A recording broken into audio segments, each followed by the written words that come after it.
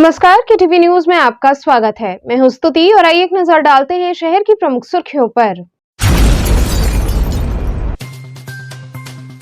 प्रधानमंत्री नरेंद्र मोदी ने नमो ऐप की शुरुआत कर इसके माध्यम से लोगों से किया संवाद।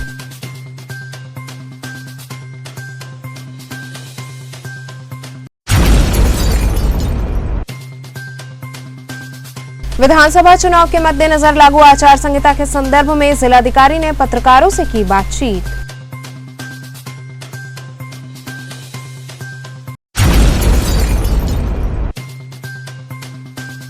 सहायक अपर नगर मजिस्ट्रेट व अन्य अधिकारियों ने मतदान स्थलों का किया निरीक्षण।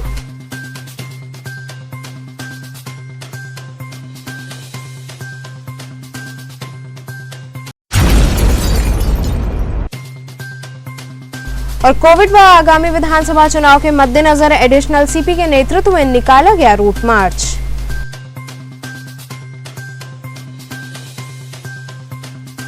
और अब खबरें विस्तार से। प्रधानमंत्री ने नमो ऐप की शुरुआत कर इसके माध्यम से लोगों से संवाद किया। रोहनिया विधानसभा क्षेत्र स्थित भारतीय जनता पार्टी के क्षेत्रीय कार्यालय पर प्रधानमंत्री नरेंद्र मोदी ने नमो ऐप के माध्यम से लोगों से संवाद किया। इस संबोधन में रोहनिया विधायक सुरेंद्र नारायण सिंह, महानगर अध्यक्ष विद्यासागर राय तथा जिला अध्यक्ष हंसराज विश्वकर्मा शामिल रहे। जिला अध्यक्ष हंसराज विश्वकर्मा ने बताया कि आज प्रधानमंत्री नरेंद्र मोदी के नमो ऐप के माध्यम से हम लोगों को दिशा निर्देश प्राप्त हुआ। उन्होंने कहा कि कोरोना गाइडलाइन का पालन करते हुए मास्क एवं सोशल डिस्टेंसिंग बनाकर रहने की बात कही गई है। साथ ही उन्होंने बूथ लेवल के कार्यकर्ताओं से संवाद स्थापित किया है, जिससे लोगों में जोश एवं ऊर्जा बनी रहे। ने आप लोग को वर्चुअल तरीके से नमो ऐप के माध्यम से संबोधन रहा, विधान बूथ लेवल अधिकारियों से भी बात की, क्या कुछ संदेश रहा? संदेश यही रहा कि जो 2014 से प्रधानमंत्री यहाँ वाराणसी जिले के सांसद के रूप में काम कर रहे हैं, उस काम के विषय में अपने बूथ अध्यक्षों से उन्होंने फीडबैक लिया और सुझाव मांगे और सुझाव देने का काम किया है। निश्चित तौर पर जो काम उन्होंने किया है सभी लोगों ने बड़ी सराहना किया है। प्रधानमंत्री ने भी आभार व्यक्त किया है और कुछ उन्होंने सुझाव दिया कि और भी इसमें कुछ और अच्छा काम हो। सब कोरोना संक्रमण का दौर है और कोरोना संक्रमण में उन्होंने कहा है पहले का ही गाइडलाइन कि मास्क लगा कर ही रहना चाहिए। वैसे मैं भी मास्क नहीं लगाया हूँ, लेकिन लगा ले रहा हूँ उनके देशों का। अच्छा, सोशल मीडिया को लेकर क्या बात कही? चूंकि चुनाव का दौर है और कहा कि जो भी काम होता है उस काम को सोशल मीडिया के माध्यम से जन जन तक पहुँचाने का काम उन्होंने कहा है। निश्चित तौर पर प्रधानमंत्री का जो मार्गदर्शन अपने सभी बूथ अध्यक्षों को मिला है और हम सब लोगों ने जो सुना है उसको आगे बढ़ाएंगे और प्रधानमंत्री के मान सम्मान को आगे बढ़ाएंगे और निश्चित रूप 2022 में फिर सरकार हम लोग बनाने का काम। इसी कड़ी में प्रधानमंत्री द्वारा नमो ऐप से किए जा रहे संवाद में भाजपा महिला मोर्चा काशी क्षेत्र अध्यक्ष पूजा दीक्षित भी जुड़ी। इस दौरान उपस्थित सदस्यों ने प्रधानमंत्री द्वारा किए जा रहे संवाद को सुना। इस मौके पर पूजा दीक्षित ने बताया कि एक ऐसा ऐप है जिसके माध्यम से कोई भी सीधे प्रधानमंत्री से जुड़ सकता है और उन तक अपने सुझाव पहुँचाया जा सकता है। आज किस तरह का ये नमो ऐप कार्यक्रम है मैडम? नमो ऐप एक ऐप बनाया गया जो सीधे हम जुड़ सकते हैं अपने माननीय प्रधानमंत्री जी से, और जो भी समस्याएं हैं या सुझाव हैं इसी ऐप के द्वारा दिया जा सकता है, जिसमें सीधे प्रधानमंत्री ही देखते हैं और अपने आप की सब बातें वो आपसे इसी ऐप के द्वारा करते भी हैं। क्या खास था आज इसमें? हमेशा तो प्रधानमंत्री जी मन की बात किया करते थे, आज पहली बार ऐसा लगा कि प्रधानमंत्री जी ने हम सभी की बात सुनी, क्योंकि आज उन्होंने जिन भी बूथ अध्यक्षों से बात करी और बातों में पता चला कि हमारे माननीय प्रधानमंत्री जी को अपने संसदीय क्षेत्र काशी से कितना लगाव है। ये जानकर हम सभी कार्यकर्ताओं को वापस उत्साहवर्धन हुआ है और आने वाले चुनाव में हम सब वापस जोश शोर से उतरेंगे। इस ऐप से कितना लोगों को लाभ मिलेगा? ये ऐप बहुत ज़रूरी है और आप अगर अपनी कोई भी बात अपने प्रधानमंत्री तक पहुंचाना चाहते हैं तो नमो ऐप द्वारा जुड़िए, ताकि आपकी बात सीधे आपके माननीय प्रधानमंत्री या आपके सांसद तक पहुंचे। विधानसभा चुनाव के मद्देनजर लागू आचार संहिता के संदर्भ में जिलाधिकारी ने पत्रकारों से बातचीत की। आगामी विधानसभा चुनाव 2022 को लेकर लागू आचार संहिता के संदर्भ में जिलाधिकारी कौशल राज शर्मा ने पत्रकारों से बातचीत की। उन्होंने बताया कि कोविड प्रोटोकॉल का पालन करते हुए सभी कार्य किए जा रहे हैं। वाराणसी में चुनाव 7 मार्च को होना है और विशेषज्ञों के अनुसार 25-26 जनवरी के आसपास वाराणसी में कोरोना अपने पीक पर होगा। इसलिए जनवरी में किसी भी प्रकार की ट्रेनिंग या अन्य कार्य से कर्मियों को मुक्त रखा गया है। सभी ट्रेनिंग फरवरी में की जाएगी। उसके लिए भी जो ट्रेनिंग 3 दिन में खत्म होती थी उसे 7 दिन में पूरा किया जाएगा। इसके साथ ही एक कमरे में 60 कर्मियों को ट्रेनिंग दी जाती थी, जो कि अब 20 कर्मियों को दी जाएगी। इसके साथ ही चुनाव प्रचार को लेकर कहा कि प्रचार हेतु भी लोगों की संख्या को कम कर दिया गया है और यदि कोई भी आचार संहिता का उल्लंघन करता है तो उन पर कार्रवाई की जाएगी। जब निर्वाचन का अनाउंसमेंट हुआ था 8 जनवरी को, तो उसके 72 घंटे के अंदर अंदर जितने भी पोस्टर बैनर इत्यादि थे वो हटाने का कार्य चला था और ये कार्य लगभग 99% पूरा हो गया है। इक्का दुक्का पोस्टर कई बार गांव में दिखाई दे जाते हैं, तो जहां जहां शिकायत मिलती है उस पर भी कार्रवाई होती है। अब जोनल सेक्टर मजिस्ट्रेट्स का भ्रमण हम लोगों ने इसीलिए शुरू कराया है कि अभी भी कहीं वॉल पेंटिंग बच गई हो या कोई ऊपर पेड़ पे या खंबे पे टंगे हुए पोस्टर बच गए हों जो किसी की नज़र से छुप के अभी भी लगे हैं, तो उनको उतरवा दिया जाए। इसके अलावा कोई प्रत्याशी या पॉलिटिकल पार्टी नए पोस्टर बैनर लगाती है तो उन पे कार्रवाइयाँ हो रही हैं। हमारे ज़िले में 2 कार्रवाइयाँ ऑलरेडी हो चुकी हैं जो चुनाव आचार संहिता के उल्लंघन में हैं।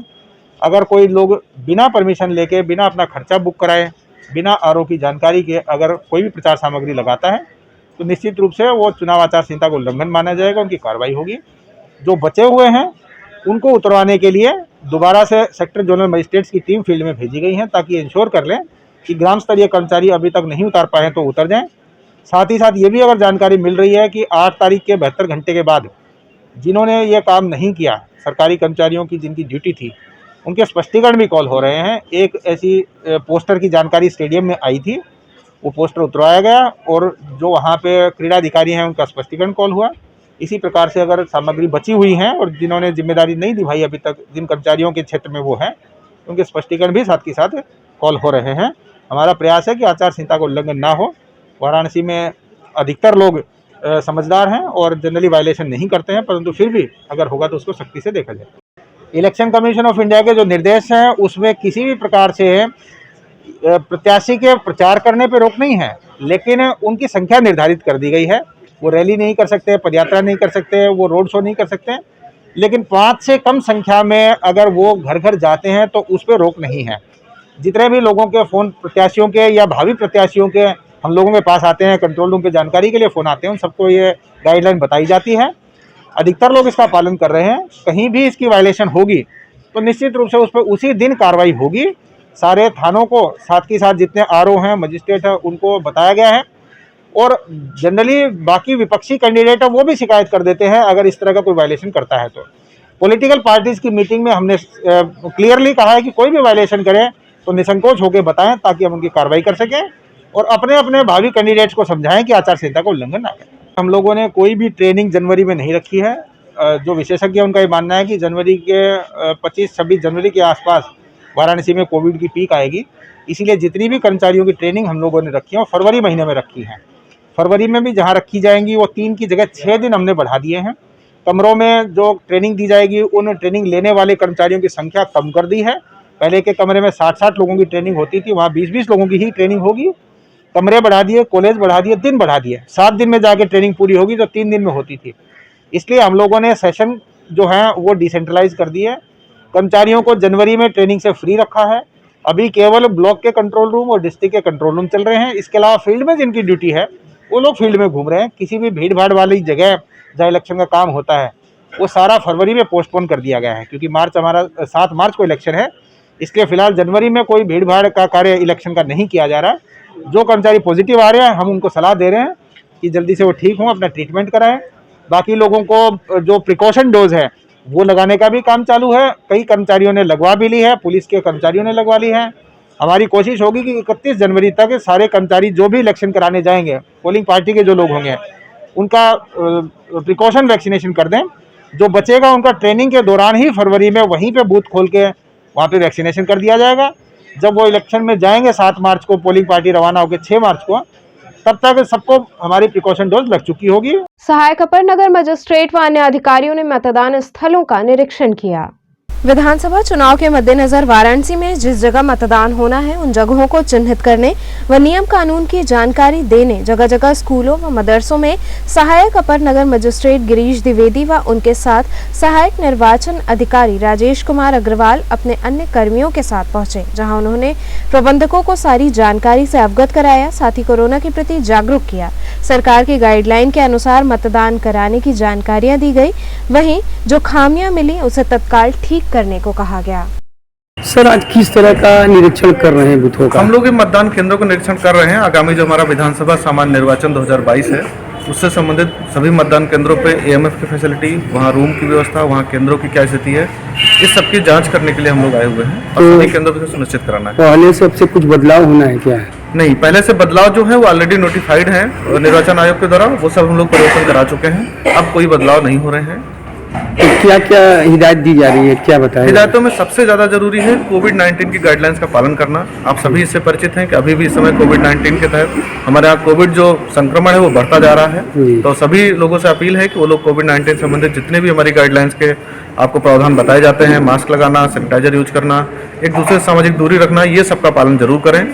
यही आपके लिए बचाव का सबसे अच्छा तरीका है। तो आज कितनी जगह जा रहे हैं और इस कितने दिन तक ये चलेगा आपका? अभी ये हमारा भ्रमण तब तक चलेगा। हम भी सभी केंद्रों का भ्रमण अपना करेंगे। हमने लगभग अपने 80-90% का भ्रमण कर लिया है। 2-4 केंद्र ऐसे बचे हुए हैं, उन्हीं का भ्रमण करके आज सब समाप्त हो जाएगा। सारे लोगों को जागरूक किया जा रहा जी है? बिल्कुल, सभी को जागरूक कर रहे हैं। जागरूक करने के लिए हम लोगों ने एक और भी अभियान चलाया हुआ है। उसमें हमने क्या किया है कि अपने सभी बीएलओ के माध्यम से सभी मतदाताओं को उनकी मतदाता पर्ची वितरित करवा रहे हैं और सभी बीएलओ सबके घरों में जा करके मतदाता पर्ची दे रहे होंगे।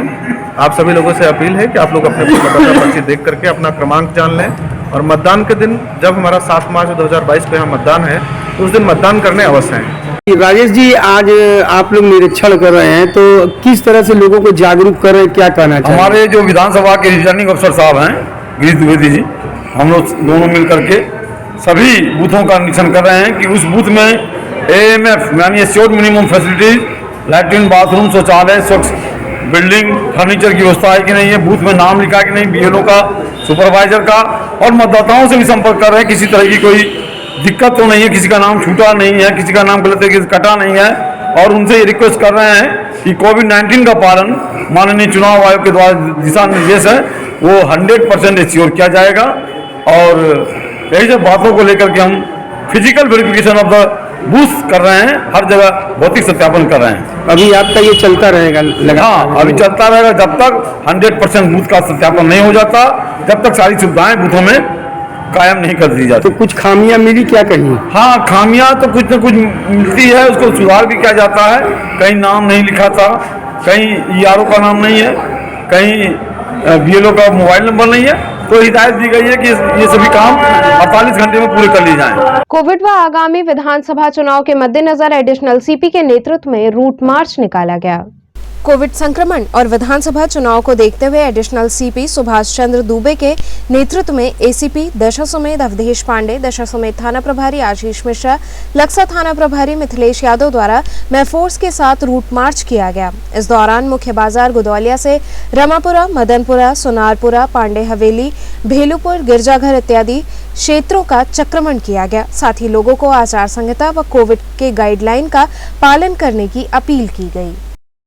आगामी सामान्य विधानसभा निर्वाचन 2022 को दृष्टिगत रखते हुए भारत निर्वाचन आयोग के निर्देशानुसार पुलिस आयुक्त वाराणसी महोदय के निर्देशन के क्रम में पूरे कमिश्नरेट वाराणसी पुलिस द्वारा अर्धसैनिक बलों के सहयोग से लगातार एरिया डोमिनेशन किया जा रहा है, फ्लैग मार्च किया जा रहा है। फ्लैग मार्च का उद्देश्य आगामी विधानसभा चुनाव को दृष्टिगत रखते हुए स्वतंत्र, निष्पक्ष, तटस्थ, हिंसामुक्त, भयमुक्त और पारदर्शी निर्वाचन व्यवस्था सुनिश्चित कराना ही नहीं है, अपितु लोगों में यह सुनिश्चित कराने का विश्वास भी उत्पन्न किया जाए, जैसा कि माननीय भारत निर्वाचन आयोग की मंशा है। यही इस फ्लैग मार्च का उद्देश्य है। सर, बात की जाए तो किन किन रूटों पर विशेष ध्यान दिया जाए? देखिए, जो कमिश्नरेट पुलिस का दायरा बहुत ज़्यादा विस्तृत नहीं है। हम लोगों का प्रयास है कि एरिया डोमिनेशन हर एरिया में हो, प्रत्येक गली में, प्रत्येक मोहल्ले में, प्रत्येक घर तक हम लोग एरिया डोमिनेशन करके पहुँचे, क्योंकि हमारे पास 7वें चरण में निर्वाचन है, तो तब तक हमारे पास पर्याप्त समय है। इसलिए हमारा प्रयास होगा कि हर जगह तक एवरी इंच एरिया जो कमिश्नरेट पुलिस को आच्छादित करता है वो फ्लैग मार्च, रोड मार्च के द्वारा आच्छादित है। देखा जाए तो मोबाइल के द्वारा भी अनाउंस किया जा रहा है, किस तरह का संदेश आप देंगे? देखिए, आप सभी लोग अवगत हैं कि कोविड-19 की गाइडलाइन को लेकर कुछ समस्याएं चल रही हैं। कोरोना को लेकर बहुत सारे लोगों में जागरूकता का अभाव है। मास्क के प्रयोग को लेकर, सोशल डिस्टेंसिंग के प्रयोग को लेकर लोगों को जागरूक करने के उद्देश्य से ये चीज। द्वारकाधीश मंदिर परिसर में आयोजित लक्ष्य चंडी महायज्ञ का आगाज कोरोना अवेयरनेस वॉक के साथ किया गया। मंगलवार को संकुलधारा पोखरा स्थित द्वारकाधीश मंदिर परिसर में आयोजित लक्ष्य चंडी महायज्ञ का शुभारंभ कोरोना अवेयरनेस वॉक रूपी कलश शोभा यात्रा निकालकर किया गया, जो विभिन्न मार्गों से होता हुआ दशाश्वमेध घाट पहुंचा, जहां गंगा पूजन किया गया। इसके बाद यात्रा महायज्ञ स्थल पहुंची। इसी के साथ 51 दिवसीय 100 कुंडी विराट श्री लक्ष्य चंडी महायज्ञ का आगाज हुआ। इससे पूर्व यज्ञ में सम्मिलित होने वाले लगभग 200 ब्राह्मणों ने श्री गणेश अथर्व शीर्ष का सहस्त्र पाठ किया। पूजन अर्चन संपन्न कराने में चंद्रशेखर प्रवीण, धनंजय दत्तात्रेय रटाटे, रोहित त्रिवेदी, सुनील दीक्षित आदि आचार्य सम्मिलित रहे। इस मौके पर महामंडलेश्वर स्वामी प्रखर महाराज, स्वामी पूर्णानंद महाराज, कलश यात्रा संयोजक शशि भूषण त्रिपाठी समेत बड़ी संख्या में श्रद्धालुगण सम्मिलित रहे। भगवती की दया से लक्ष्य चंडी महायज्ञ का विराट आयोजन का जो चर्चा आप लोग सुन रहे थे, आप प्रातःकाल 11:30 बजे इस यज्ञ के प्रधान संकल्प के साथ यज्ञ के सारे गतिविधि आरंभ हो गया। यज्ञ की निर्विघ्न संपादन करने हेतु प्रातःकाल 9:30 बजे से हमारे यज्ञ के सम्मिलित जो ब्राह्मण है, वो ब्राह्मण ने एक साथ लगभग 1.5 घंटा गणपति अथर्वशीर्ष का पाठ आदि किया।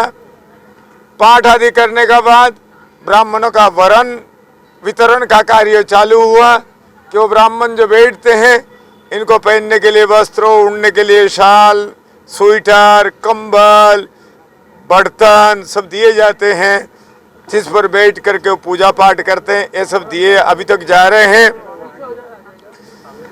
प्रधान संकल्प के बाद गणेश जी का पूजन हुआ। गणेश जी की पूजन के बाद ही यज्ञ स्थल पर ही भगवती महिषासुर मर्दिनी माँ दुर्गा की स्थापना हुई। ये दुर्गा मंदिर है, दुर्गा मंदिर में इनकी स्थापना का कार्य हुआ। अब आनुषंगिक जो अन्य यज्ञ के पूजन के कार्य है, ये चल रहा है। पूजन के कार्य पूर्ण होने का बाद हम लोग 1:30 बजे के बाद यहाँ से गंगा पूजन के लिए जाएंगे। गंगा पूजन हम जुलूस के रूप में नहीं जाएंगे, कोरोना है ना, इसीलिए बहुत उत्साह हुआ है माताओं में। 500 लोगों को कलश साड़ी दिया गया, इसलिए 500 लोग एक साथ चलेंगे तो कोरोना प्रोटोकॉल ब्रेक करेगा। तो हम लोग को ऐसे नहीं करना है। ये पॉलिसी बनी पुलिस प्रशासन के और हम लोग के बीच में। 10-10 ब्राह्मण और 30-30, 40-40 महिलाएं एक साथ मिल करके वो जाएंगे। वो जब आगे चले जाएंगे, फिर दूसरे टोली जाएगा, फिर तीसरे टोली जाएगा। इसी प्रकार से हम गंगा तट दशाश्वमेध घाट पर पहुँचेंगे। वहाँ गंगा पूजन के बाद हम लोग लौट करके फिर यज्ञ स्थल पे आएंगे। यज्ञ स्थल में आने का बाद मंडप प्रवेश का कार्य आरंभ होगा। जी आज कहाँ आई हैं आप? मैं संकुलधारा पोखरा पे आई हुई हूँ। बहुत भाग्यशाली हूँ कि मुझे इस यात्रा में भाग लेने का अवसर प्राप्त हुआ है, और भी भाग्यशाली हूँ कि मुझे ये यात्रा करने का अवसर प्राप्त हुआ, दर्शन प्राप्त हुआ है और यहाँ पे आने का अनुभव प्राप्त हुआ है, और महाराज जी गुरु द्वारा शिक्षा मिलने का भी अवसर प्राप्त हुआ है। और यहाँ से हम लोग पद यात्रा करते हुए, पैदल यात्रा करते हुए, हम लोग शोभा यात्रा करते हुए वहाँ तक जाएंगे, दशाश्वमेध घाट तक। वहाँ पे पूजन अर्चन यज्ञ करते हुए हम लोग वापस आएंगे। गंगा जल लेकर के, इसे कलश द्वारा गंगा जल लेकर के वापस हम लोग आएंगे। तो बस यही कहना चाहती हूँ। यहाँ रुकेंगे एक छोटे से ब्रेक के लिए। आप बने रहिए केटीवी के साथ।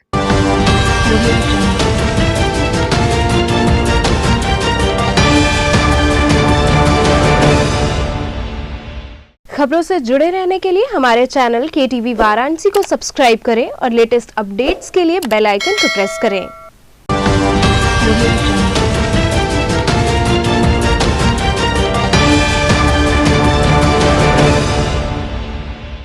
ब्रेक के बाद आपका स्वागत है। चौक थाने की पुलिस ने एक अभियुक्त को गांजे के साथ गिरफ्तार कर लिया।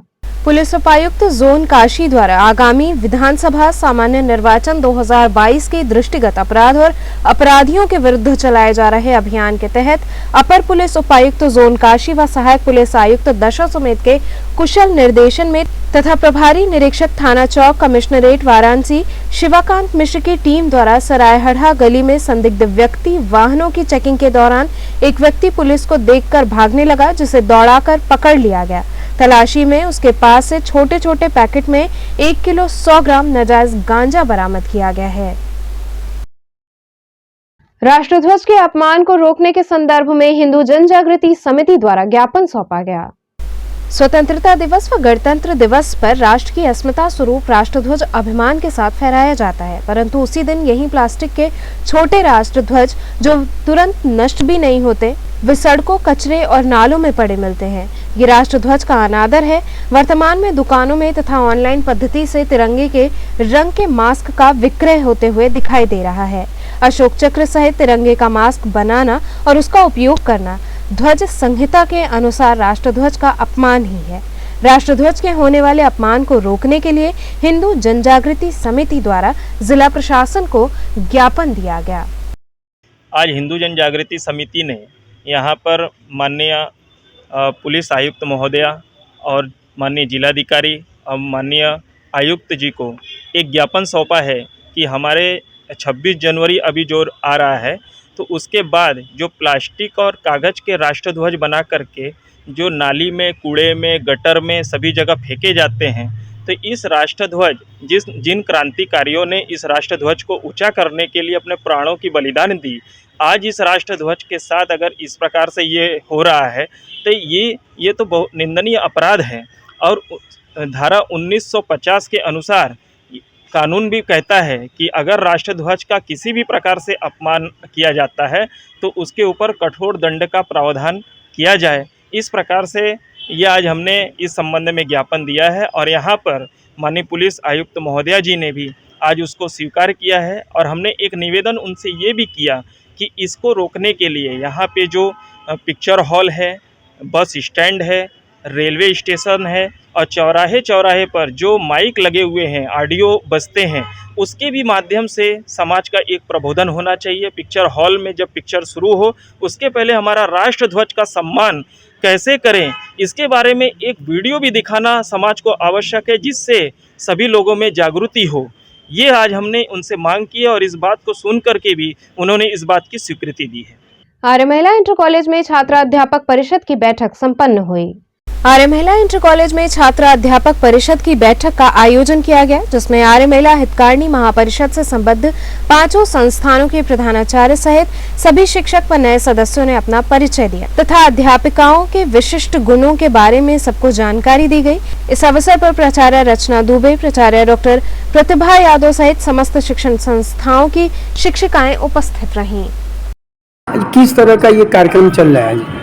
आज विद्यालय में कोविड गाइडलाइन का हम लोग पालन करते हुए छात्र परिषद की बैठक कर रहे हैं। ये कभी हमारे यहाँ के बड़े बुजुर्गों की सोच रही कि एक छात्र परिषद ऐसा गठित किया जाए जिसमें समस्त शिक्षण संस्थान जो यहाँ आर्य महिला हितकारिणी महापरिषद ट्रस्ट के द्वारा 500 संस्थाएं चलती हैं, उनकी शिक्षिकाएं एक साथ आपस में मिल बैठकर जो यहाँ वर्ष पर्यंत कार्यक्रम होते रहते हैं उसमें अपनी सहभागिता कैसे देंगी, इसके लिए हम लोग आज यहाँ पर इकट्ठे हुए हैं और पूरा गाइडलाइन कोरोना का हम लोग पालन कर रहे हैं। तो इन लोगों को किस तरह का इससे लाभ किसको होगा? इससे लाभ हमारी छात्राओं को पूर्णतया होगा कि जो वर्ष पर्यंत कार्यक्रम होता है, जैसे 26 जनवरी है, ये 15 अगस्त है, यहाँ पे बहुत बड़ा कार्यक्रम जन्माष्टमी का होता है, कुछ तो कोविड की वजह से प्रभावित रहा है। पिछले वर्ष नहीं हुआ, सूक्ष्म रूप से मनाया गया, लेकिन आगे आने वाले समय में यदि स्थितियां सामान्य हो जाती हैं तो छात्राओं के हित के लिए बहुत ही विहंगम, बहुत ही अच्छा सारी पांचों संस्थाएं मिलकर अच्छे कार्यक्रम करते हैं जो बच्चों को लाभान्वित करते हैं और पर्वों के बारे में उनको ज्ञान देते हैं। तो इन लोगों का कार्य क्या होगा, मुख्य कार्य क्या होगा? इसमें हम लोग एक गठन करते हैं जिसमें अध्यक्ष होता है और सह मंत्रिणी होती हैं, साथ में सदस्य होती हैं और पांचों विभाग की 2-2 सदस्याएं चुनी जाती हैं। ये लोग आपस में मिलकर वर्ष पर्यंत इसको निभाती हैं, अपने कार्य दायित्व को, और पूरे पांचों संस्थाओं में एक दूसरे को बांधने का काम करती हैं। मां गंगा की स्वच्छता व अविरलता हेतु लोगों को जागरूक करने के उद्देश्य से अतुल कुमार चौकसे द्वारा अभियान चलाया जा रहा है। गंगा के उद्गम स्थल गंगोत्री से पश्चिम बंगाल के गंगा सागर तक अतुल कुमार चौकसे द्वारा एक अभियान चलाया जा रहा है। इसके तहत अतुल गंगा किनारे बसे गांव में जाकर लोगों को स्वच्छता के प्रति जागरूक करने के साथ साथ गंगा को निर्मल अविरल करने के लिए लोगों को जागरूक कर रहे हैं। अतुल कुमार चौकसे पेशे से कंप्यूटर टीचर एवं एथलीट खिलाड़ी हैं। वो महाराष्ट्र के निवासी हैं। गंगा को प्रदूषण मुक्त करने के लिए वो अभियान पर निकल पड़े हैं। अतुल कुमार चौकसे ने बताया कि 6 नवंबर से गंगोत्री ग्लेशियर गौमुख से अपनी यात्रा शुरू की है। वहां से गंगा जी के साथ साथ आ रहे हैं। सबसे पहले हमने उत्तराखंड प्रदेश को पार किया, इसके बाद हम उत्तर प्रदेश में गंगा किनारे से होते हुए गांवों को पार कर रहे हैं। इस समय बनारस में 1730 किलोमीटर की पदयात्रा करके पहुंचे हैं।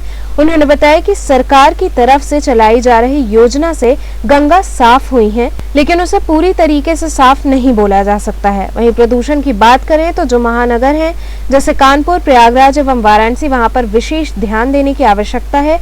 वहां पर इंडस्ट्रियल एरिया होता है, उसका भी जल गंगा में जा रहा है। किस तरह की विशेष यात्रा पे आप निकले हैं? जी। ये यात्रा कहाँ से कहाँ तक जाएगी, इसका मोटिव क्या है? जी, मैं एक टीचर होने के साथ साथ एक एथलीट भी हूँ, तो फिलहाल मैं ये जर्नी के बारे में बता रहा हूँ। मैं जहाँ से गंगा जी निकली है उसका उद्गम स्थल गौमुख गंगोत्री ग्लेशियर से मैं अपनी यात्रा को प्रारंभ किया हूँ। पहले पूरा उत्तराखंड को पार किया गंगा जी के साथ साथ चलते हुए, फिर गंगा जी के साथ साथ मैं उत्तर प्रदेश में एंटर हुआ। मुख्य शहर जैसे हरिद्वार, ऋषिकेश, कानपुर, प्रयागराज, मिर्ज़ापुर, और अभी हम इस वक्त बनारस में हैं। और इसके बाद मैं गाजीपुर की तरफ बढ़ूंगा, बक्सर की तरफ बढ़ूंगा, पटना, फिर उसके बाद पूरा झारखंड पार करते हुए वेस्ट बंगाल में गंगा सागर में अपनी यात्रा की समाप्ति करूंगा। ये जर्नी के मेरे 2 मूलभूत उद्देश्य हैं। एक तो हमारी राष्ट्रीय नदी होने के साथ हमारी माँ राष्ट्रीय नदी जैसे गंगा जी की मैं बात कर रहा हूँ, वो प्रदूषण मुक्त हो, और साथ में जो आप जो देख रहे हैं ये मेरा चलता फिरता घर है जिसमें मेरा 150 किलो का लगेज होता है, जैसे राशन, टेंट, सोलर पैनल। कई बार मुझे रुकने के लिए जगह नहीं मिलती तो जंगलों में ही या वीरान एरियो में टेंट लगा के रहता हूँ, और गांव-गांव में मैं चौपाल बैठालता हूँ ताकि हमारी राष्ट्रीय नदी प्रदूषण मुक्त हो, उसके लिए लोगों को अवेयर कर सकूँ। साथ में मेरा एक अतुलनीय फाउंडेशन नाम की एक NGO है जिसके अंतर्गत आज हम डिप्रेशन ग्रस्त व्यक्तियों को मार्गदर्शन देते हैं, उनको जागरूक कर रहे हैं कि लाइफ में कितनी भी गंभीर समस्या क्यों ना हो, आप महत्वपूर्ण हो, उससे ज़्यादा महत्वपूर्ण कुछ भी नहीं रखता। तो अपनी कदर करो, राष्ट्रीय नदी हमारी माँ गंगा की कदर करो। यही उद्देश्य को लेकर मैं लगभग 4000 किलोमीटर की पैदल यात्रा कर रहा हूँ। नई सुबह एक उम्मीद संस्था द्वारा स्वच्छता अभियान व पौधरोपण कार्यक्रम आयोजित किया गया।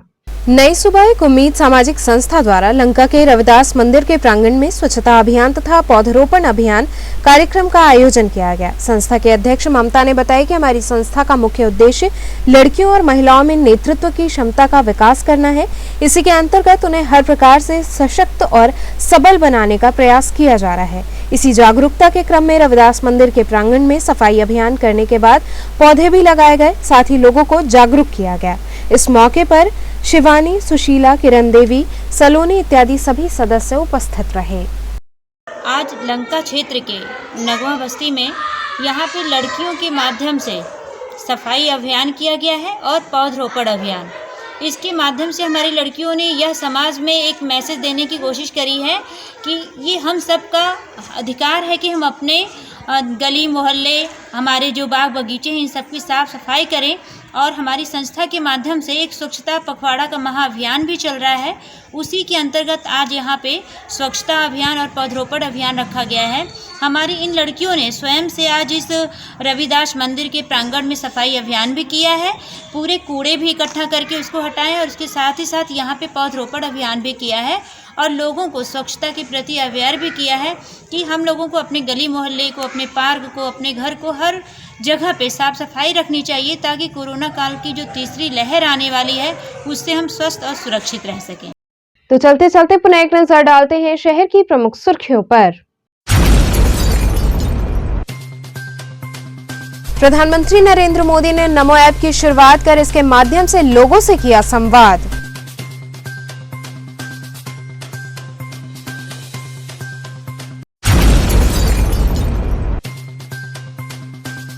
विधानसभा चुनाव के मद्देनजर लागू आचार संहिता के संदर्भ में जिलाधिकारी ने पत्रकारों से की बातचीत।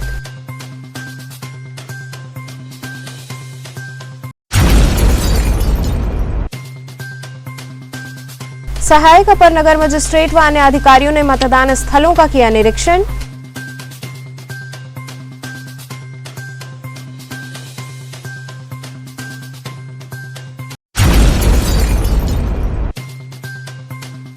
और कोविड व आगामी विधानसभा चुनाव के मद्देनजर एडिशनल सीपी के नेतृत्व में निकाला गया रूट मार्च।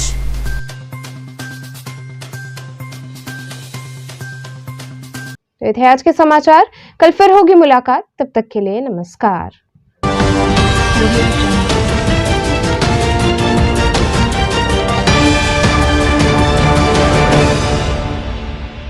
खबरों से जुड़े रहने के लिए हमारे चैनल KTV वाराणसी को सब्सक्राइब करें और लेटेस्ट अपडेट्स के लिए बेल आइकन को प्रेस करें।